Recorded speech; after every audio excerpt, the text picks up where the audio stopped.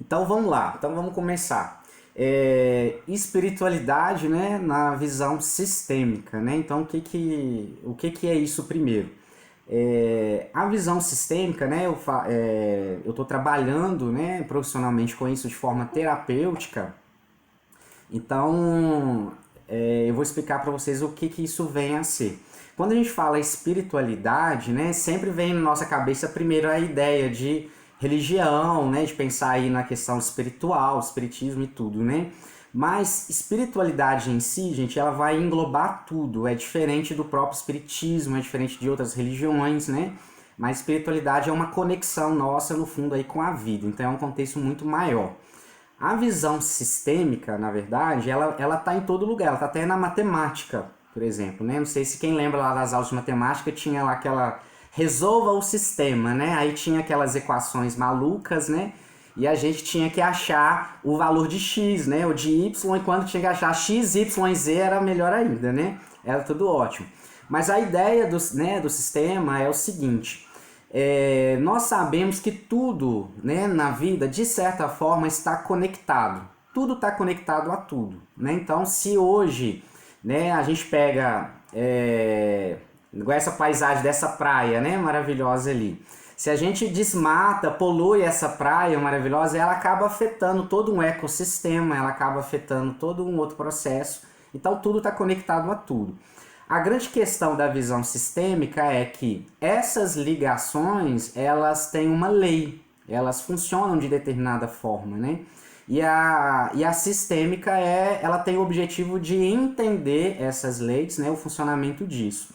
Então a gente não está aqui, por exemplo, para poder definir o que é certo e o que é errado, né? Definir o que é o melhor, o que é o pior, tá? Então cada um de vocês, dentro das suas crenças, dentro dos seus processos aí de vida, podem manter tudo que vocês têm, mas a gente vai aqui um pouco, de certa forma, questionar, né? Pensar sobre tudo isso que existe. Por um lado, esse estudo ele é um atrevimento também, porque hoje mais do que nunca, né, está se falando muito espiritualidade, né? Então tudo passa a ser espiritualidade. Na internet você abre um monte de coisa e cada um tem a sua, né? Então a gente tem hoje, por exemplo, as religiões customizadas, né? Cada um adapta a religião à sua própria forma, né? Então às vezes eu sou católico, mas eu gosto de ali tirar umas cartas de tarô, né? E eu gosto também, quando o bicho tá pegando, eu vou ali num terreiro, né? E quando nada dá certo, eu passo a não acreditar em nada. Eu viro um ateu completo, então a gente vai oscilando e vai adaptando muito bem as coisas, né? Mas então a gente tem aí muitas filosofias. Então a gente tem a Umbanda, a gente tem o Candomblé, a gente tem o catolicismo, a gente tem o próprio espiritismo, né? A gente tem a cabala, a gente tem os conhecimentos vários esotéricos, né? A gente tem a astrologia, a gente tem milhares de escolas, digamos assim, discutindo o tema. A visão sistêmica, ela tem um atrevimento e uma pretensão que a gente vai ter aqui de tentar juntar uma conexão de tudo que existe ao mesmo tempo. Então, para uma ideia ser válida, ela precisa contemplar todos os processos. Então, quando a gente for pensar, dentro da minha religião eu penso que isso é a minha verdade, mas essa verdade, se ela não encaixa numa visão cotidiana de uma outra pessoa do outro lado do planeta, por exemplo, ela não é uma verdade absoluta. Ela pode ser para aquela circunstância e para aquele momento, né, para aquela pessoa, mas ela não é o total de tudo. Então a sistêmica ela vai além disso, né? Então se a gente for pegar, né, o sistema é quando a gente define o que a gente vai estudar. Aqui a gente vai estudar a espiritualidade, a gente vai colocar o nosso conjunto, pensando lá na matemática, como sendo tudo, o todo. Então a pretensão está exatamente aí. Então, como entender o todo dentro de tudo que está acontecendo, né? Então, nós vamos tentar discutir, né, dentro das leis sistêmicas, todos os nossos pontos de vista da espiritualidade. Até aí, ok? Vocês estão conseguindo falar? Podem, né? Ou tá todo mundo sem... Nós desligamos para não dar. Ficar dando aquele Não, barulho, né? certo. Beleza. Então vamos lá, vamos continuar aqui. Então, ó, no primeira coisa que a gente vai é, pensar aqui é o seguinte.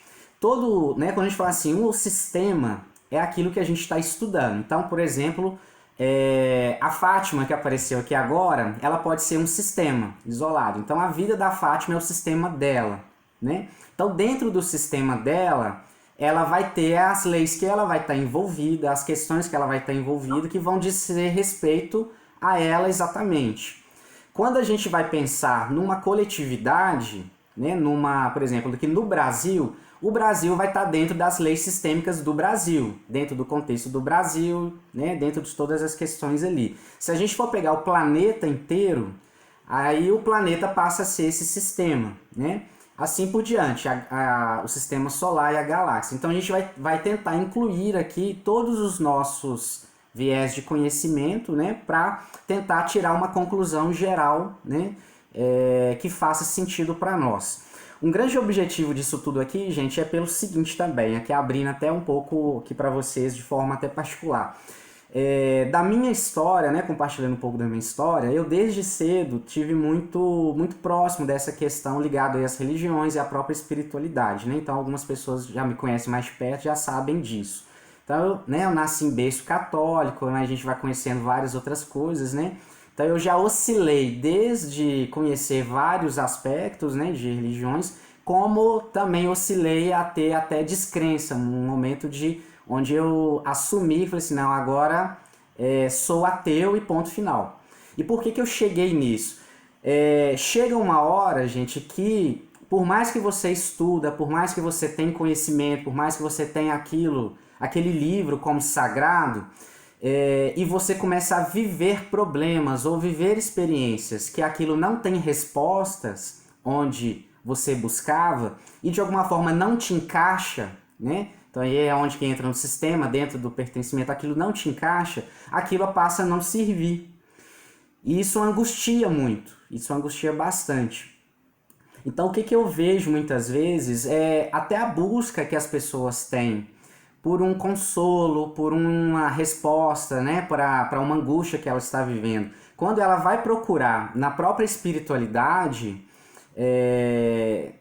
aquele ponto de vista que está sendo abordado, às vezes acaba sendo muito mais tóxico do que ajudando aquela pessoa. Então tem muito conhecimento ou pseudos conhecimentos aí que estão fazendo muito mais, deixando as pessoas muito mais em conflito ou muito mais infelizes do que realmente ajudando elas, né? Então a gente vai ter que pensar, no final das contas, né, de todo o conhecimento que a gente pode chegar, a gente vai precisar de algo que tenha sentido para nós, dentro daquilo que está angustiando a gente. E dentro daquilo que vai ter um sentido para nós, a gente vai perceber que a gente vai ter que, então, cada um vai ter as suas próprias verdades dentro daquilo, mesmo que elas estejam conectadas a um sistema maior, tá? Então, quando a gente for começar a abordar aqui algumas coisas, pode ser que para uns, algumas coisas vai até arrepiar o cabelo, e para outros vai fazer sentido de cara, né? Então aí a gente vai discutir exatamente nesse ponto aí o que vai para cada um, tá? Então aí a gente vai compondo aí o nosso entendimento, né? Então vamos lá, sem mais delongas, né? Eu vou aqui explicar agora, né? O que são as leis sistêmicas, tá? Para a gente poder então aplicar isso dentro da questão da espiritualidade, tá?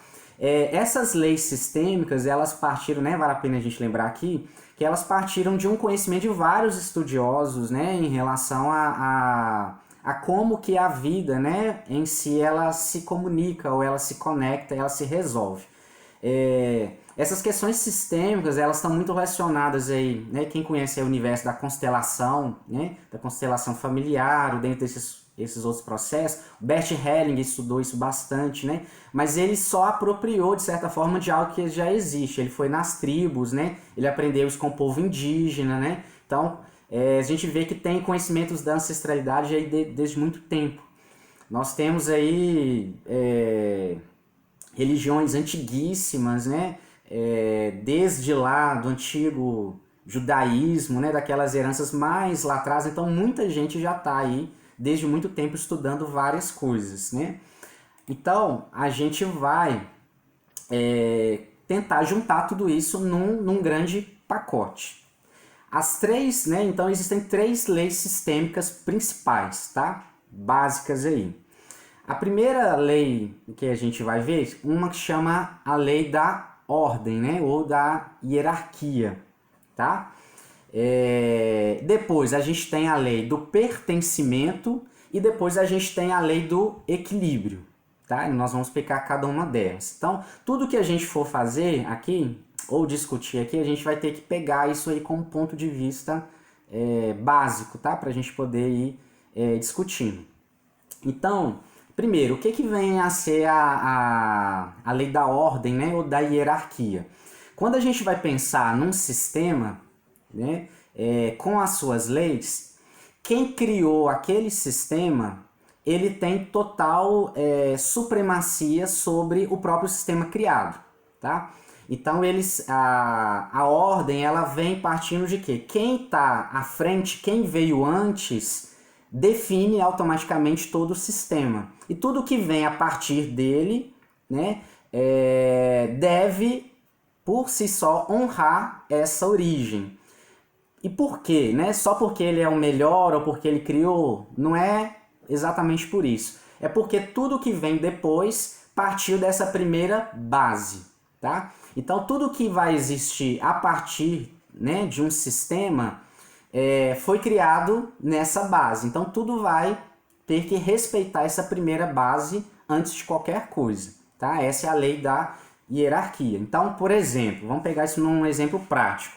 Dentro de uma família, por exemplo, a gente tem lá que a vida, né? Uma vida ela começou com os pais, né? Então, dentro daquela família, dentro daqueles pais, partindo dali para frente, né? Não pensando nos avós e toda a ancestralidade, mas começando ali naqueles pais, né? Um casal se encontra e resolve ter filhos, né? Então, dentro daquela hierarquia, né? O casal é o primeiro, né? Que está à frente daquele sistema, hierarquicamente. Se esse casal decide ter filhos, por exemplo, os filhos na hierarquia eles entram em segundo plano, tá? Então esses filhos eles passam a ter, né, precisam ter respeito e manter a ordem do que começou.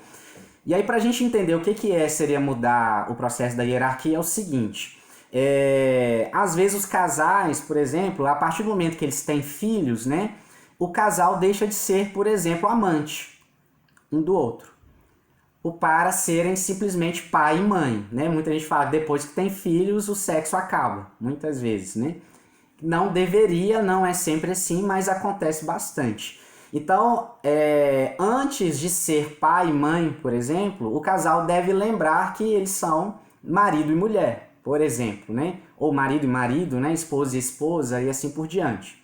Porque aquele indivíduo que chega, né, menorzinho, apesar de ser o mais frágil e precisar da atenção, ele veio depois do casal. Então, dentro da hierarquia, eles teriam que vir à frente. Quando inverte, aqueles filhos passam a ser mais importantes do que o próprio casal, por exemplo, já desequilibra, né, a gente vai entrar na outra lei que desequilibra todo o sistema. Porque as necessidades do casal não podem ser supridas pelas necessidades, né, onde pai, né, e mãe vai entrar, tá? Então a hierarquia é isso. Então quando a gente vai pensar na espiritualidade, vai pensar na vida como um todo, a gente tende a pensar que tem que ter uma origem, né, que tem que ter um início. Então esse início a gente coloca aí na ideia de Deus, né? A gente costuma chamar isso de Deus, e Deus então estaria hierarquicamente à frente disso.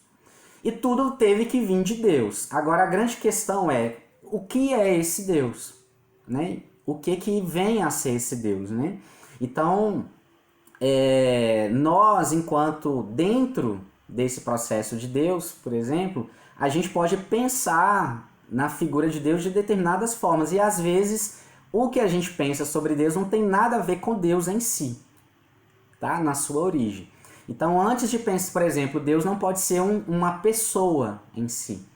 Ele, né? Então, a pergunta certa não é quem é Deus, é o que é Deus, né? Então, nós estamos envolvidos ali a partir disso. Então, nós só podemos existir a partir dele. Então, se a gente tenta colocar outras coisas no lugar, a gente já começa a entrar em processos aí de complicar até mesmo a nossa vida, né? No sentido do que a gente vai pensar. Do jeito que a gente pensa do significado da vida, a gente acaba também definindo como que a gente vai se projetar na nossa própria vida. A gente limita ou não a partir disso, tá? Então, esse é o primeiro processo aí da ordem, tá? Da hierarquia. A gente vai, ao longo dos estudos, a gente vai, a partir do momento das dúvidas, essas questões vão ficando mais claras, tá? Eu tô passando mais rapidamente, mais genérico, só para a gente ir acostumando um pouco com os termos, tá? A segunda, né, lei que a gente vai falar sobre ela é a lei do pertencimento, né? Então, o que a lei do pertencimento ela fala em relação ao sistema? Nada no sistema pode ser excluído. E quando fala nada, é absolutamente nada mesmo.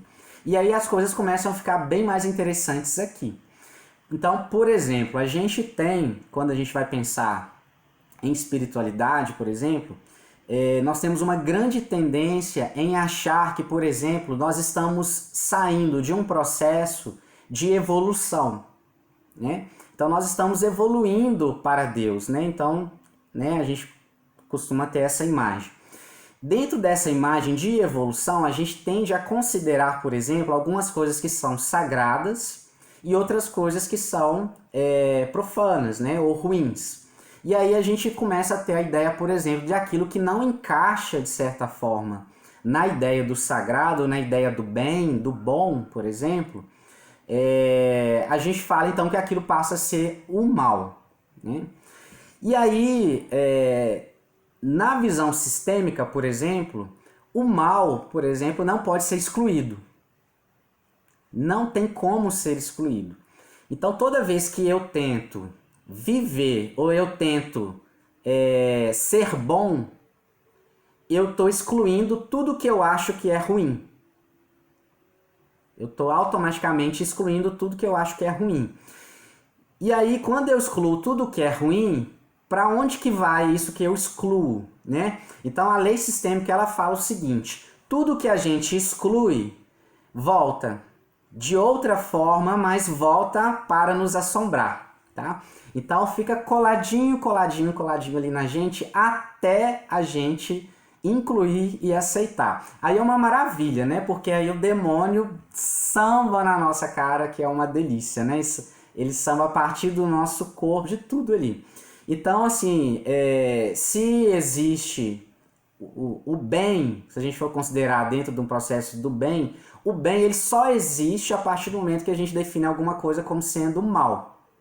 E aí a gente complicou, porque se existe o mal, né, como é que a gente vai lidar com ele? O que ele vem representar? E se a gente exclui o mal, o bem deixa de existir. O bem ele passa a não existir também. Só concluindo aqui, eu vou te dar já a palavra para poder perguntar. Se o mal não existe, olha que complicação. O bem também não existe.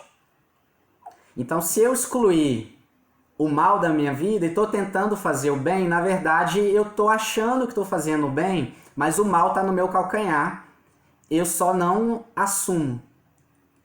Então a gente acaba ali excluindo um processo e o outro, tá? Então uma das complicações que a gente vai ter aqui é exatamente entender o que é tudo que a gente chama de mal e tudo que a gente chama de ruim, né? Porque tudo até certo ponto pode ser simplesmente um ponto de vista, tá? Então a gente vai falar aqui da dualidade, a gente vai falar desse processo todo.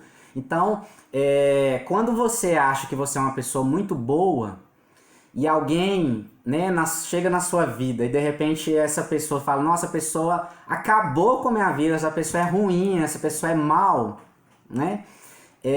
Essa pessoa pensa a mesma coisa de você. Para ela, você é que é a pessoa que acabou com a vida dela, você que é a pessoa que é ruim, você que é a pessoa que não presta. E ela, no ponto de vista dela, tá certíssima. E quem é que vai dizer que não tá? Né? Então, dentro da sistêmica, a gente fica nesse jogo, digamos assim, entre a dualidade, né? Então, a hora a gente está achando que está, né, num processo aqui desse lado, e hora a vida joga a gente do outro lado, que é o outro ponto de vista. E aí é que a gente passa depois, a gente fala que a gente está pagando língua, né? Só que não é necessariamente pagando língua, a gente está num processo de realmente aprender a incluir aí os processos, tá? Então a lei do pertencimento, ela é assim. Então, por exemplo, como que isso dá nas gerações? Então, por exemplo, a gente está numa família que ela é muito conservadora, por exemplo, né? Uma família extremamente conservadora. Então, o que acontece? As mulheres não podem, né? Filho homem que é filho bom porque ele vai trabalhar e vai poder dinheiro dentro de casa. E aí as filhas mulheres, elas têm que então, né, arrumar a casa, né, lavar roupa, ajudar em alguma coisa nesse sentido.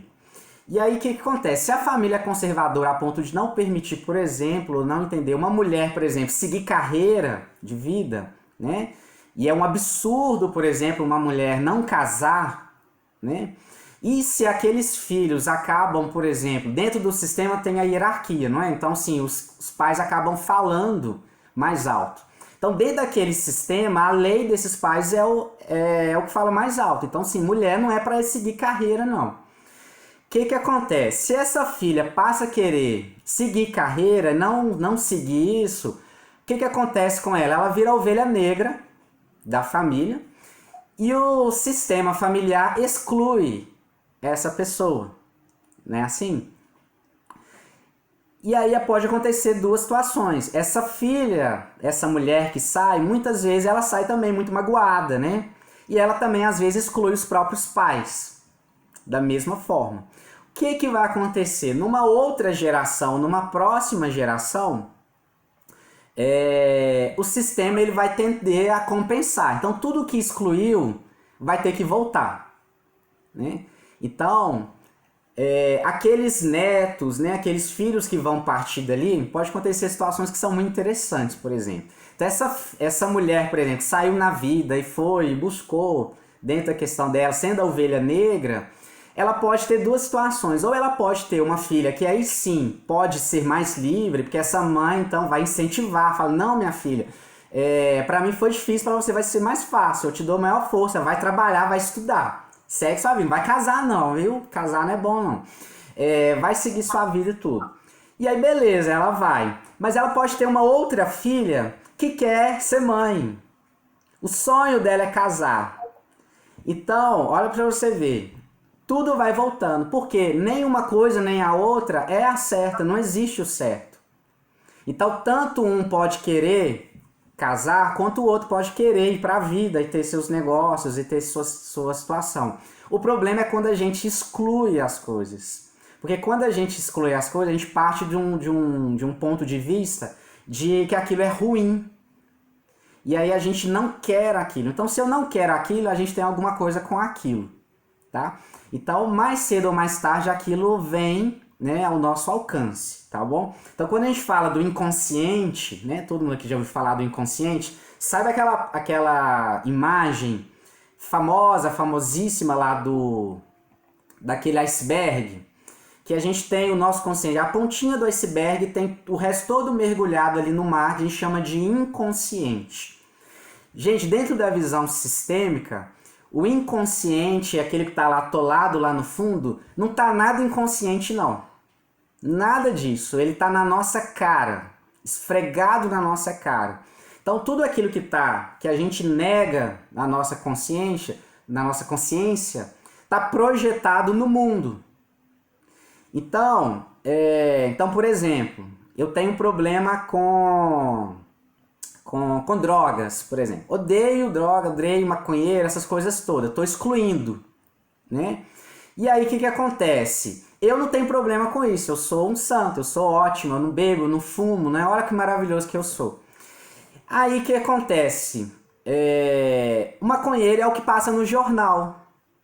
É o que está lá na Cracolândia, é o que está lá, né, naquele lugar, ou lá naquele outro país. Aqui não tem nada a ver comigo. Só que dentro do sistema, tudo pertence a tudo. E aí, quando eu falo, né, eu nego aquele processo no meu inconsciente, eu jogo a culpa naquele que está lá fora.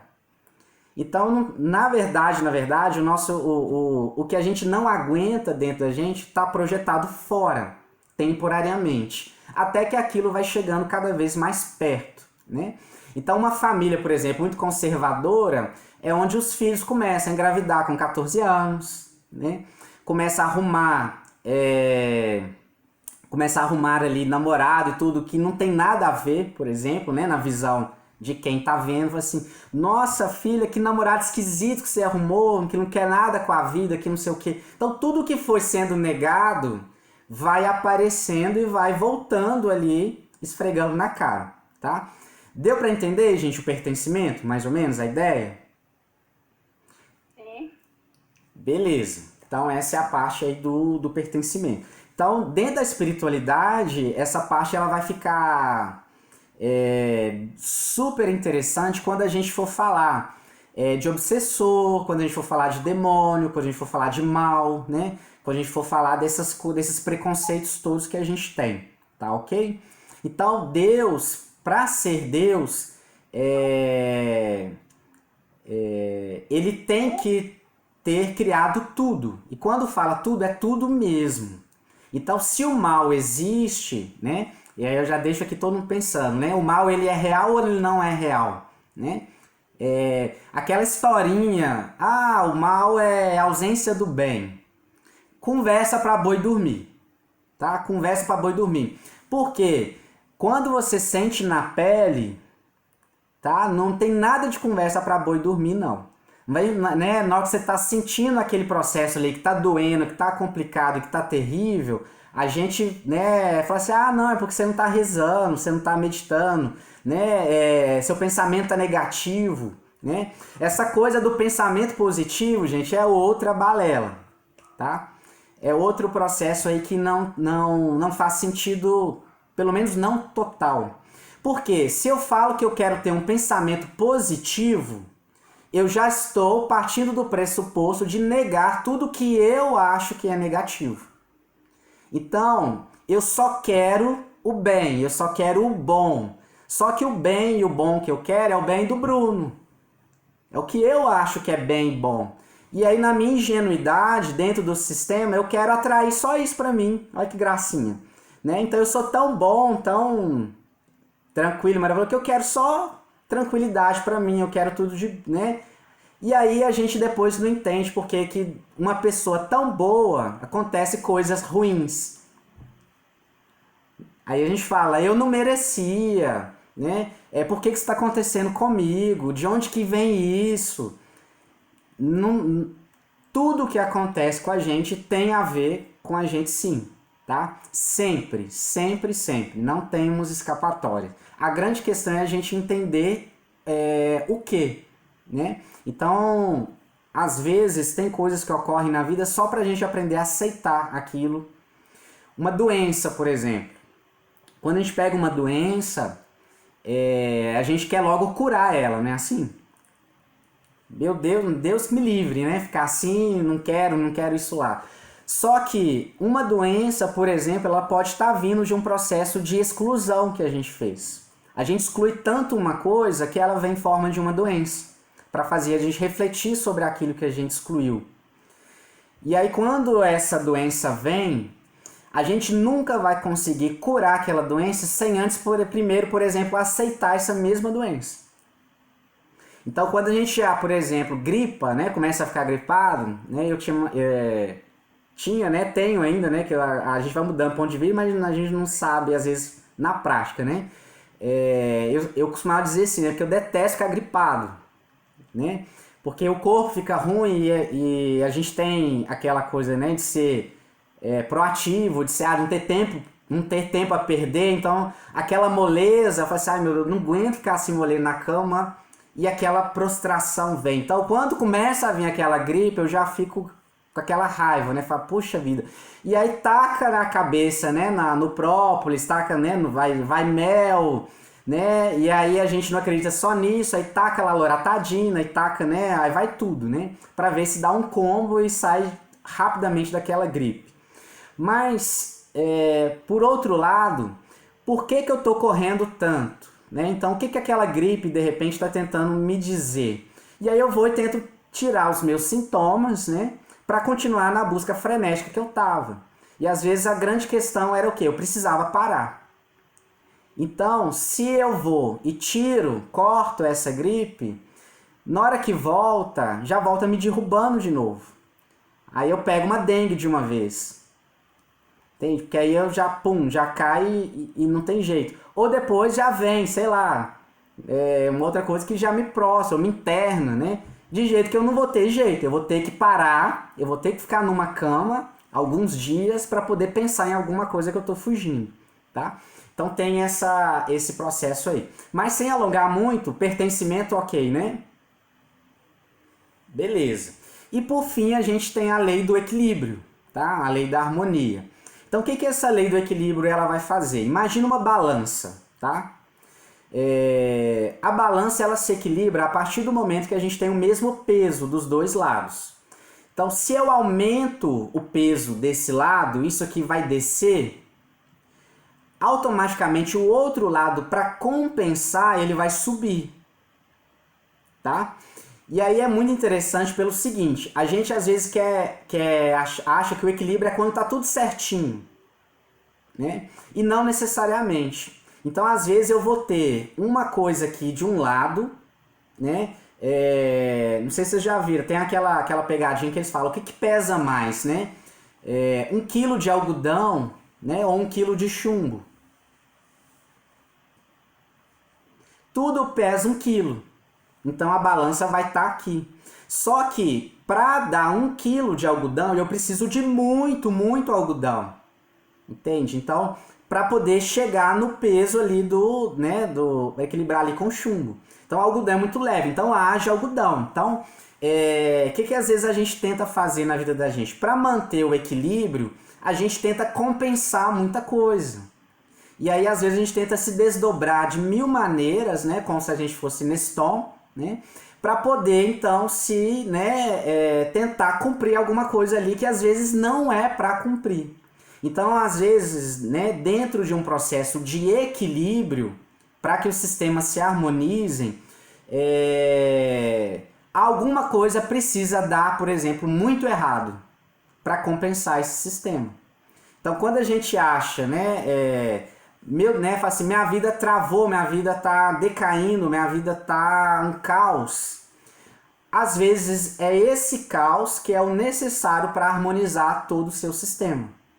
Porque a gente estava às vezes fazendo malabarismos para tentar manter alguma coisa que não estava mais sendo necessário, não estava mais sendo saudável para o sistema como um todo.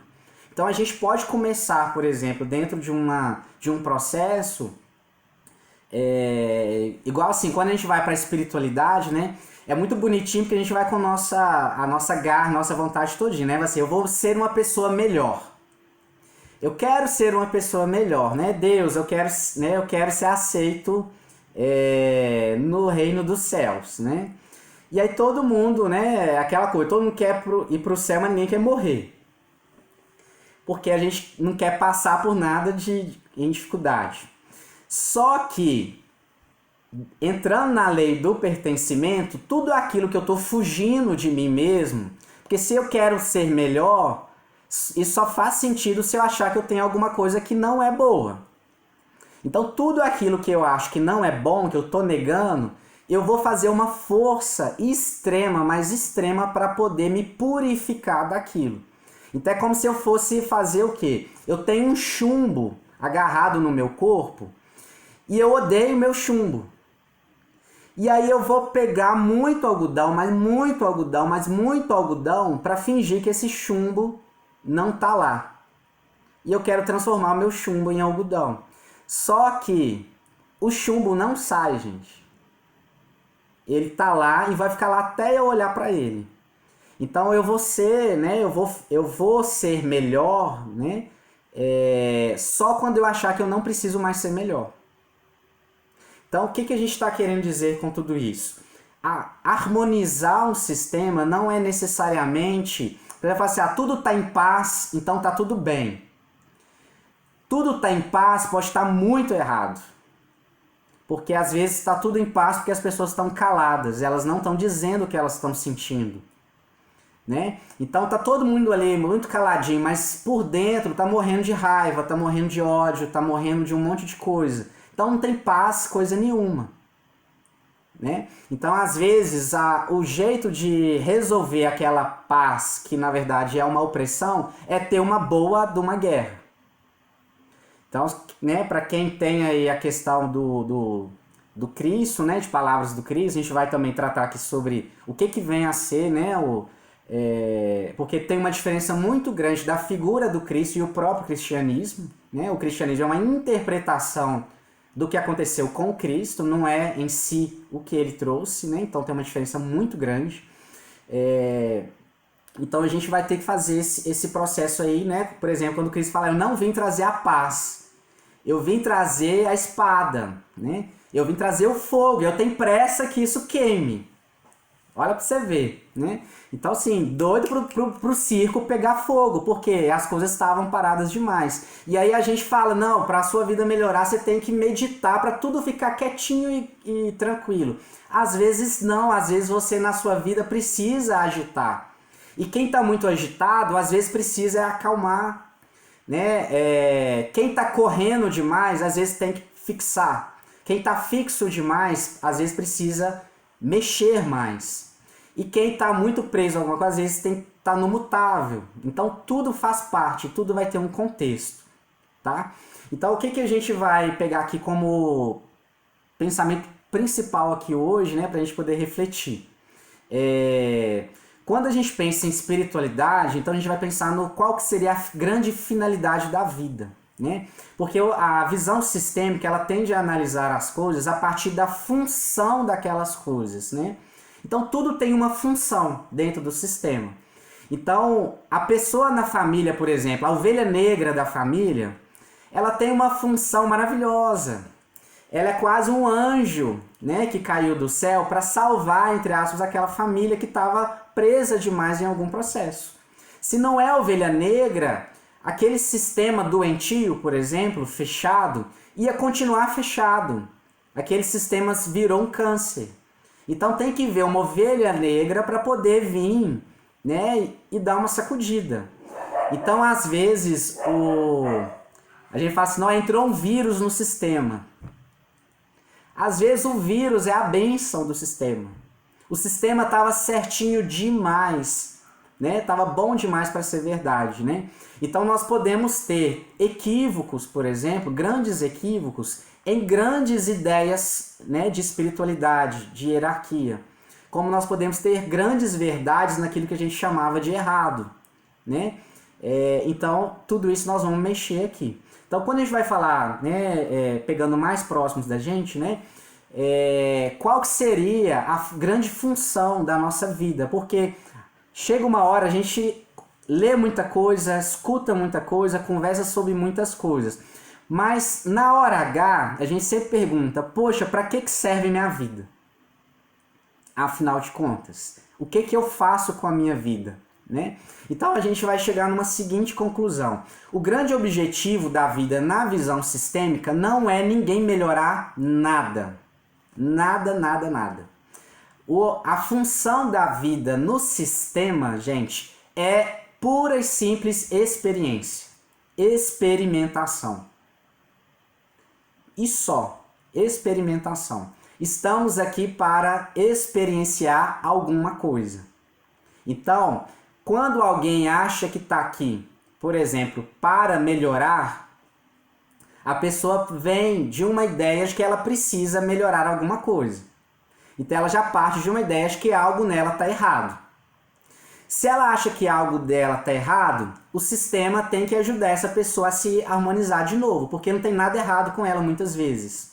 Então a própria ideia dela tentar se melhorar e isso não valer de nada no fim das contas, é a própria experiência que essa pessoa precisa passar para entender que o esforço que ela estava fazendo para tentar ser melhor, no fundo poderia ser simplesmente vaidade, por exemplo.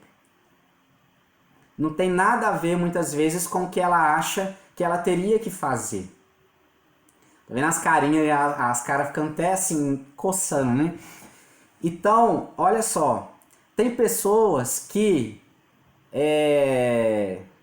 Às vezes a gente fica assim, gente, eu tô muito preocupado com meu filho porque ele tá indo para um caminho errado. O que vai ser dele na vida espiritual? O que vai ser dele amanhã? Né? Meu filho tá indo para um caminho muito errado. Primeiro, quem é que disse? Aquele filho que está indo naquele caminho, muitas vezes precisa daquele caminho, exatamente aquele caminho. Porque é aquele caminho que vai esgotar o que levou ele àquele caminho. Então, você aí como mãe, por exemplo, ficou ali tentando, filho, não faz isso, né? O melhor a fazer é isso aqui, né? Isso que é o certo, isso que é o bom para você. Entra numa orelha e sai na outra. E aí essa mãe morre de preocupação, ai, a minha responsabilidade, eu não cumpri meu papel de mãe, não sei o quê. Não tem nada a ver com você. Aquele ser, aquela pessoa, ela acredita no que ela está fazendo.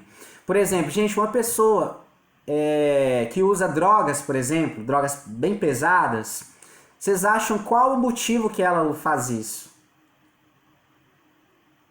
Se fosse algo ruim para ela, ela não fazia.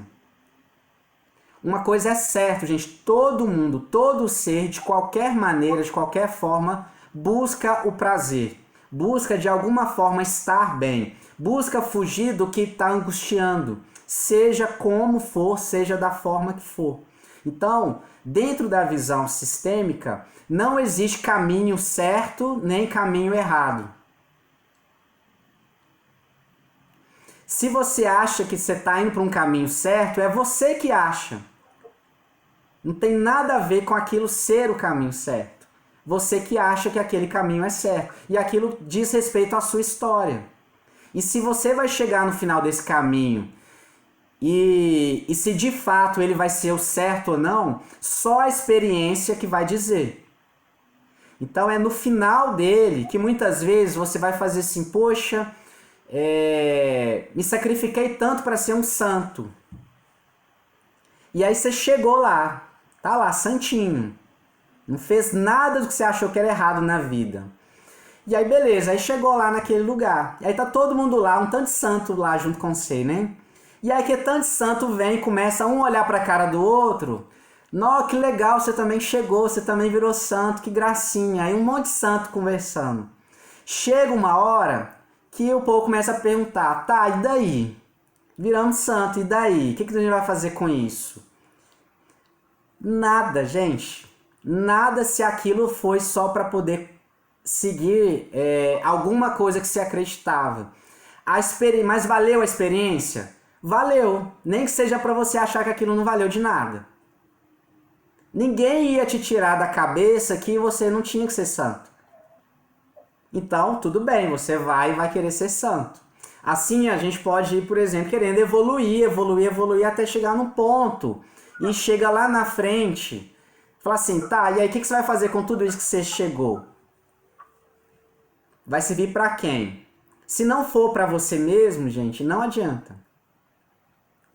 O que eu tô querendo dizer profundamente com isso? Quando a gente vai falar de espiritualidade, muitas vezes a gente quer seguir alguma coisa ou se identificar com alguma coisa. Então a gente precisa, antes de mais nada, olhar para dentro da gente e entender aqui. Eu estou seguindo isso por quê? Para quê? E principalmente para quem? Porque Deus, gente, não tem necessidade nenhuma de ser agradado. Deus é Deus e ponto final, Ele já é. E se nós viemos dele, nada que venha dele, né, pode estar errado, por exemplo. São as bases sistêmicas. Então tudo que existe tem a base a partir dali. Agora a grande questão é entender como é que uma experiência que a gente julga ela como ruim ou como mal pode estar incluída nesse sistema. Bruninho, deu um aviso aqui do tempo.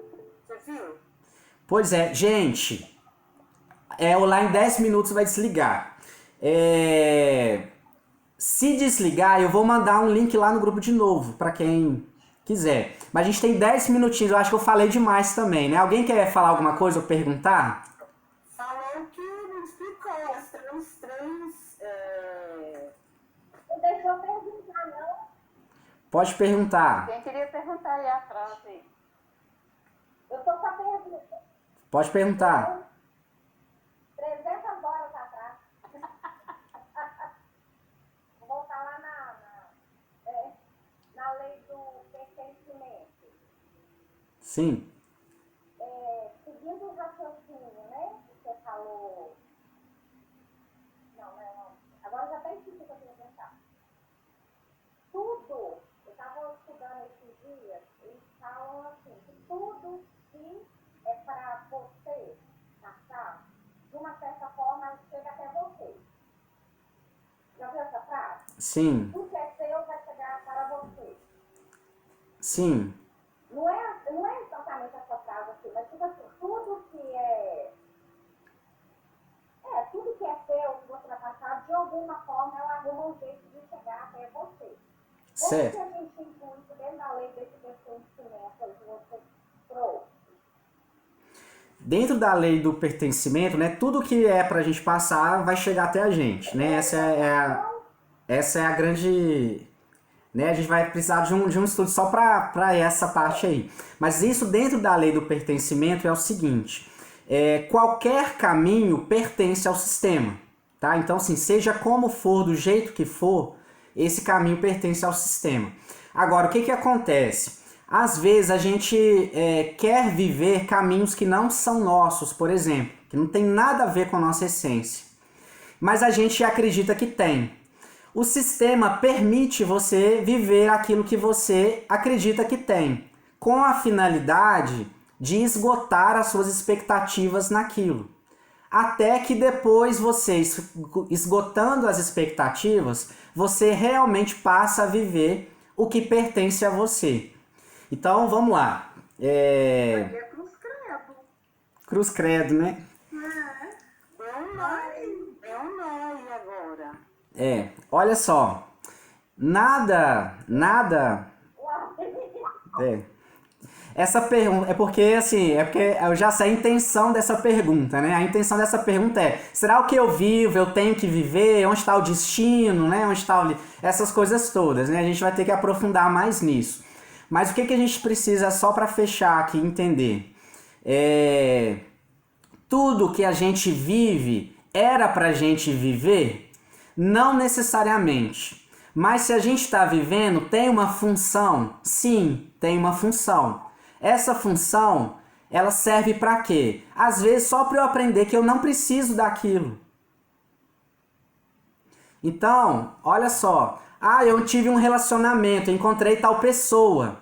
Eu tinha que viver essa experiência com essa pessoa? Não necessariamente com essa pessoa, mas uma vez que eu me liguei a essa pessoa, ela passa a representar para mim tudo o que eu preciso aprender para não me relacionar mais com esse tipo de pessoa, por exemplo. Entende?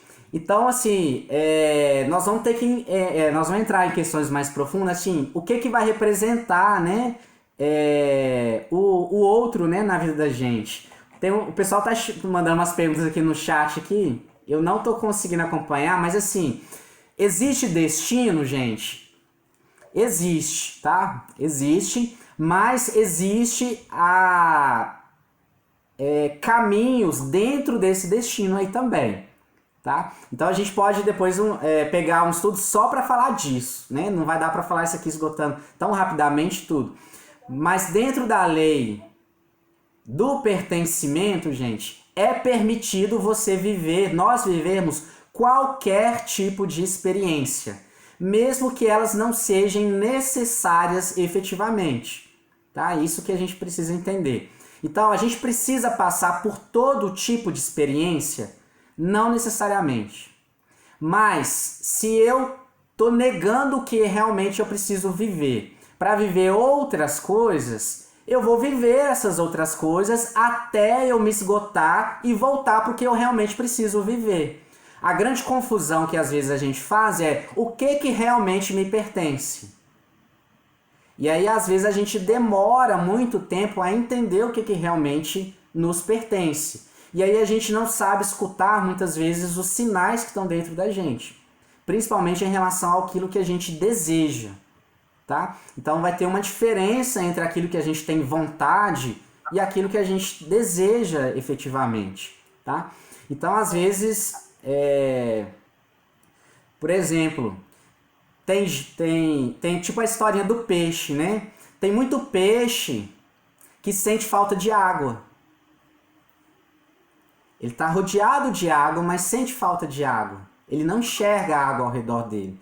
Então ele vai ficar nadando em rios e tudo, até ele perceber muitas vezes que a água que ele tanto queria já estava com ele. Então qual que era o destino do peixe? Ser aquático, ficar na água, por exemplo. Mas ele pode tentar sair da água, ele pode tentar virar um réptil, ele pode tentar, né? Aí ele tenta virar um sapo, aí de sapo ele vai tentar ser, né, ali pela terra e tudo. Por fim ele chega lá, vira um ser humano, por exemplo.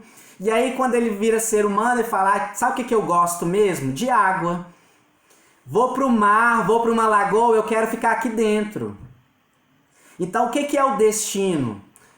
Se o destino dele era viver aquela água, ele vai voltar para aquela água. Mas que ele pode percorrer muitas experiências que não tem nada a ver, entre aspas, com a essência, ele pode viver sim. Talvez era o destino ser mutável. Alguém perguntou aí, né? Um destino pode ser mutável, né? Pergunta super interessante. Mas tem uma pergunta antes, tá, da Elaine. Então, pelo sistema, temos um destino determinado? Sim, temos um destino determinado. Esse destino... O que? Temos sim. Temos livre-arbítrio também. Talvez não, tá? Talvez não. Mas nós temos a experiência do livre-arbítrio? Temos, tá? Nós temos experiência do livre-arbítrio. Bruno, a gente então pode ter um destino determinado, porém pode ter várias experiências diferentes que vai cumprir esse destino, não? Onde a pessoa é que escolhe viver as experiências, né? Isso. Isso não quer dizer que não tem um destino. Tem. Ela pode viver por aqui, por ali, por outro lado, mas vai chegar no mesmo lugar, não? Tipo isso, por exemplo, vamos supor que seu destino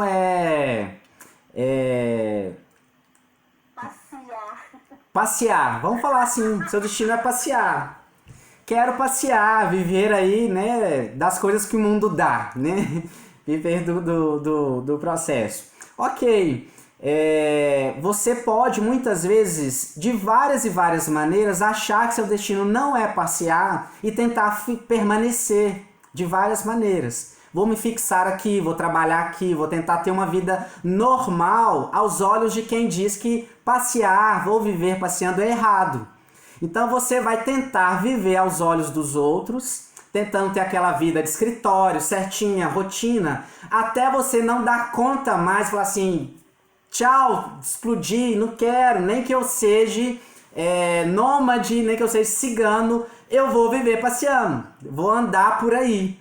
Ponto final. Mas quando a gente encontra com o nosso destino, a gente encontra um sentido na nossa vida, tá? A grande questão é o quê? A minha vida tem sentido?